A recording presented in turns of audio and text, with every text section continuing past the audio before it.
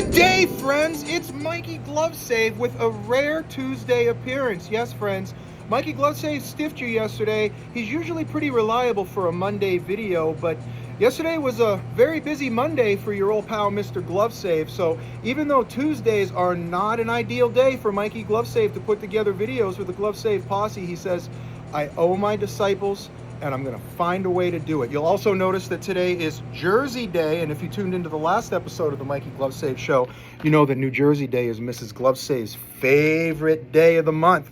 That's right, homies. So anyway, we have a few games that Mikey GloveSave would like to cover here. And Mikey GloveSave's not going to give you any props right now because Mikey GloveSave does that later in the day after the lines are updated. But based on the information I have right now, Daddy has the following for that ass. The first game that Mikey GloveSave chooses to cover today will be the Sharks of San Jose versus the Flyers of Philadelphia.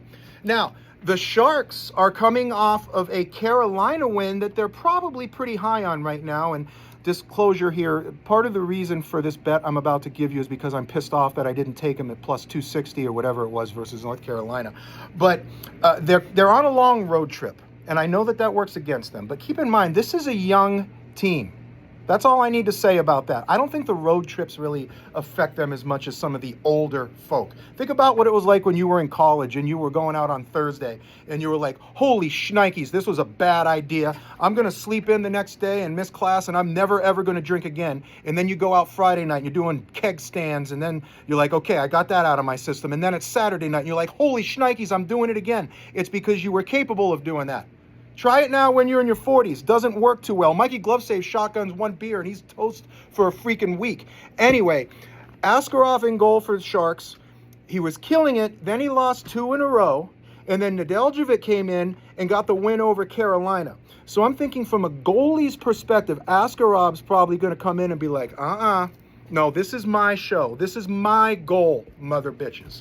So when you combine that with the young talent of offensive prowess of the San Jose Sharks, and plus the fact Mikey GloveSave's pissed that he didn't take them last time, Mikey GloveSave's taking the Sharks on the money line.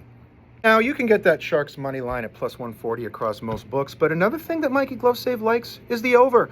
Mikey GloveSave was looking at recent records for both teams and the respective goalies, and can't help but like the over here. So what Daddy did was he took the 5.5 over and he took it on Fanatics. Well, why Fanatics, Mikey GloveSave? Because it's like minus 130 across the board. Well, there is a 10% profit boost on Fanatics. At least there was for Mikey GloveSave. So I got the over 5.5 for minus 119 on Fanatics. But then Mikey GloveSave said, well, we could risk a push too. What's the worst that could happen? Daddy goes over to FanDuel and takes the over 6 flat for minus 102, baby. Now, this next one you're probably not going to like, and you probably didn't like the first one I gave you either. Anyway, Tampa Bay versus Montreal. We got this dude coming up from the AHL named Brandon Halverson. He did tend the goal one game last year for the Lightning of Tampa Bay. Didn't go too well. Lost 7-2 versus Utah. But let's take a look at his AHL record. Last year, he had a .915 save percentage, averaging giving up 2.22 goals per game. This year so far, he's got a .901 save percentage, giving up 2.58 goals per game. Taking Tampa Bay on the money line at even money. I should have got it at plus 105 last night. And I said, no, let's wait. Let's see who the goalie is and all that stuff. And apparently that just didn't matter at all. They got Kucherov back. They got Point back. Tampa Bay is coming off of being shut out in back-to-back games. They're on a 4-game losing streak. They got to break out now. They got their dudes back. They got their feet wet again last night. They're probably not very happy right now. Montreal's probably not very happy right now either, coming off a loss to St. Louis by 1 goal. And St. Louis has been really sucking lately, so they probably didn't feel too good about that. So neither team is too happy right now. I just think that Tampa Bay is probably more pissed off than Montreal. Now moving on to what Mikey GloveSave likes to call the Battle of the Birds. Mikey GloveSave seriously just made that up right now. Anaheim Ducks versus the Penguins of Pittsburgh. Ducks can fly, and they can float across water and paddle, while Penguins waddle. They don't fly, but they could swim like torpedoes. So what does that have to do with the game tonight, Mikey GloveSave, you ask? Not a damn thing! But I will talk about the game. now that I just gave you a brief National Geographic type of lesson, because Mikey GloveSave is a very well-educated, well-read individual. Friends, we got Husso versus Silovs tonight, projected goalies. And Husso's kind of finding his groove lately for the Ducks. Started off a little shaky, but let's take a look at what he did. Just held Chicago to 1 goal, and before that, they beat Washington 4-3 in overtime. And I think that for a goalie of Husso's experience level, holding a powerhouse like Washington, especially the way they've been playing lately, to 3 goals is not a bad feat. This is the first game of a road trip for Anaheim, and it's the first game of a homestand for Pittsburgh after a 3-game road trip. Now, Mikey GloveSave has spoken very highly of some of the individuals that he's learned from, as you know, and one of them, the mighty Andy Francis, I can remember this from about 2 years ago. He hasn't said it in a while, but he mentioned how when a team comes home from a road trip, that first home game, they could be a little stale, almost like a little, I'm paraphrasing here, but almost sort of like a road trip hangover type scenario. So, not only that, but Silovs really hasn't been playing much lately. Remember the beginning of the season when he was nasty and Jari was the second guy, and now it's kind of like Jari's the man and Silovs is kind of like the dude that's screwing the pooch. Last 2 starts, he gave up 7 and 5 goals. Anaheim just coming off that massive, destructive outburst of 7 goals versus Chicago, just beating the shnikes out of them mercilessly, and I expect them to continue that assertive offense. So Daddy took the Ducks money line at plus 105 on ESPN Bet Sportsbook Barstool Bet Scorebook. The next game that Mikey GloveSave chooses to cover here is the Islanders of New York versus the Golden Knights of Las Vegas. We have Sorokin, the projected goalie for New York, and Daddy really likey that.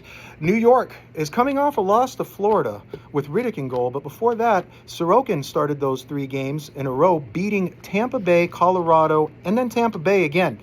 I do like the Islanders' recent momentum. However, Vegas is on a 4-game win streak, but I'm just not seeing Vegas as that like reliable, butt-kicking, consistent powerhouse that they were expected to be this year.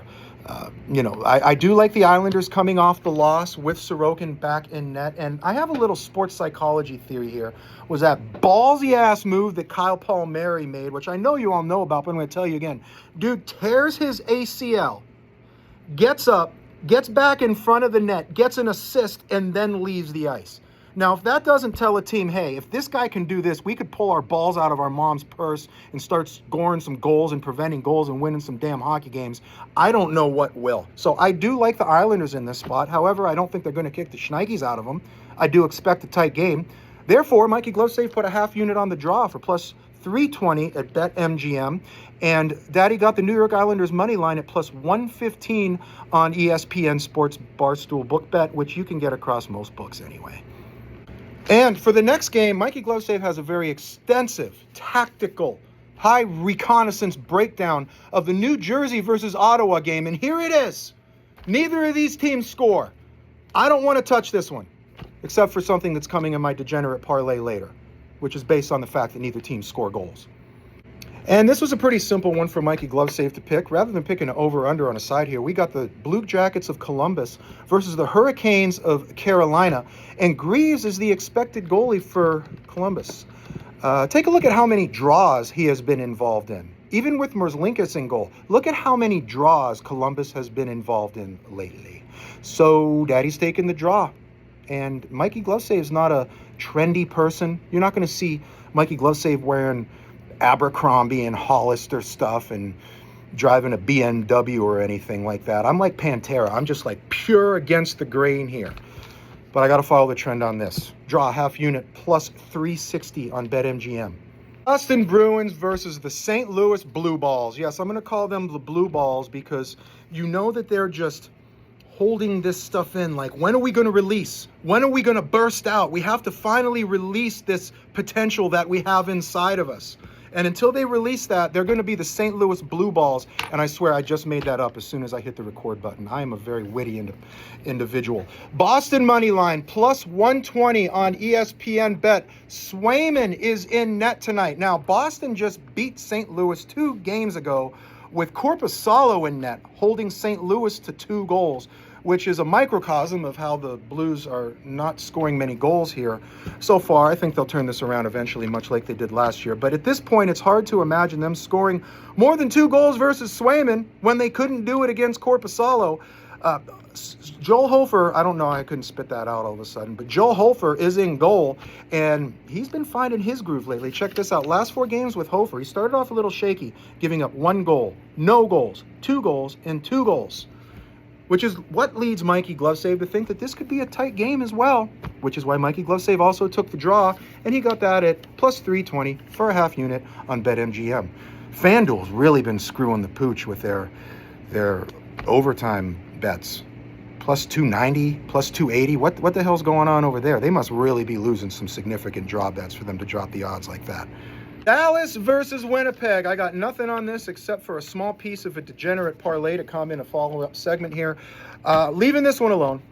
Dallas should win, but I think they should be favored by more than minus 130. Winnipeg sucks.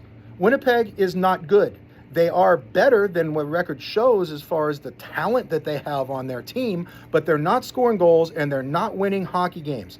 But Mikey GloveSave learned, because when he took Minnesota the other day, when he was like, there's something really weird about this line, it's versus Calgary, why is the line like this? But Mikey GloveSave still took the bait, and Mikey GloveSave paid for it.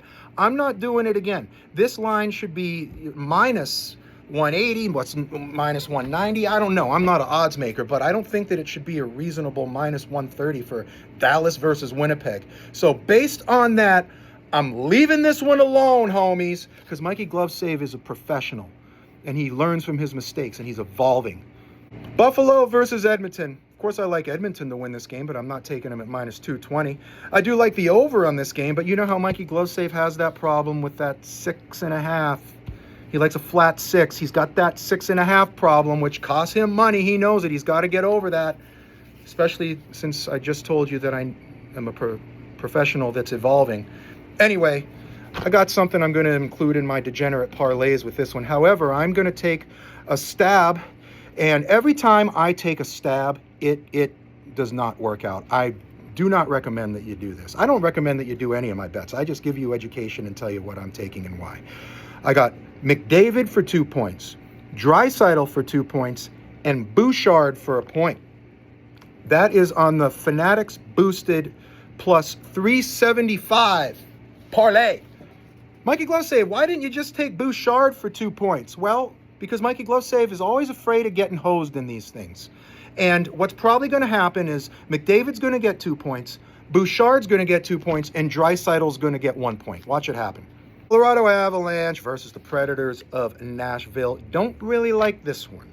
Yeah, Colorado should kick the shnikes out of them, but Colorado's not really bringing the goals like we're used to seeing from these dudes on this recent road trip. I mean, these dudes are usually clearing 4 goals. It's like, it's almost like scoring 3 is a task for them now. Saros is in net. He's, been a little up and down lately, but I'm just not feeling it, friends. The last time these two teams played, it was November 22nd, and Colorado shut out the Predators 3-0. It is a revenge spot for the Predators, but I'm not going to buy into that right now. I got a degenerate parlay piece from this one. Which brings me to the degenerate parlays. Now, first of all, Mikey GloveSave has recently said to himself, I don't care if there's a profit boost or whatever. If there's something I like and it just happens to get me the boost, great. But I'm not going to force something to hit a minimum to get a profit boost, because that's when Mikey GloveSave always gets hosed. But Mikey GloveSave's feeling good today, which means Mikey GloveSave is going to take advantage of that 25% profit boost on FanDuel, which I think is very reasonable, that they'll give you 3 legs and all you have to do is hit a minimum of plus 100, rather than these other ones that you have to hit plus 300, or like ESPN bet that makes you have to hit 4 legs for plus 400. But anyway, friends, I got Cole Caulfield for a point, Morgan Geekie for a point, and Macklin Celebrini for a point for a half unit plus 281, which is a very low value play. However, boosted on FanDuel, this will not hit. These never, ever hit for Mikey GloveSave. And rather than recapping all the data I just gave you, you're going to see why I'm choosing what I'm choosing for the degenerate parlays. So let's take the Battle of the Birds. Anaheim versus Pittsburgh. Daddy's taking them over 5.5. Edmonton and Buffalo. Daddy's taking them over 5.5. That gets you plus 130 on FanDuel. Degenerate parlay part 2. Vegas and New York, under 7.5. New Jersey and Ottawa, the two teams that don't score, under 7.5. Yeah, I'm getting really conservative, aren't I? It should be under 6.5, but you know Mikey GloveSave.